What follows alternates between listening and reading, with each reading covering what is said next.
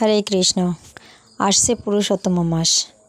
পুরুষোত্তম মাস মানে হচ্ছে অধি মাস অথবা মল মাস।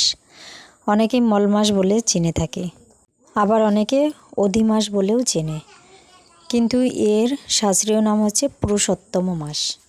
ভগবানের ভক্তরা যারা আছেন সকলেই এই মাসটাকে পুরুষোত্তম মাস বলে চিনেন বা জানেন। তো এই মাস আসে 3 বছরে একবার।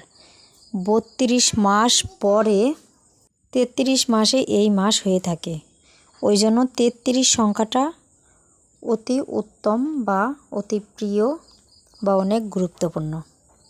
তো 2026-এ এই বছরে পুরুষোত্তম মাস আসছে হচ্ছে 17ই মে রবিবার থেকে, আর থাকবে হচ্ছে 15ই জুন পর্যন্ত।